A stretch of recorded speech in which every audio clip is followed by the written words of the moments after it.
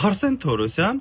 ինչ օպտիմալ կառավարման մասին ես խոսում։ Ու խոսում ես դու, որ կորոնավիրուսի դեմ պայքարը տապալել է։ Ու խոսում ես դու կառավարման պատճառով Հայաստանը հայտնվել է մահացություններով աշխարհի թոփ երկրների մեջ, էլ լուրջ ես խոսում։ Ո՞վ է խոսում դպրոցները միավորելու մասին։ Ես քեզ ասում եմ, գյուղերում դպրոցներ եք փակում։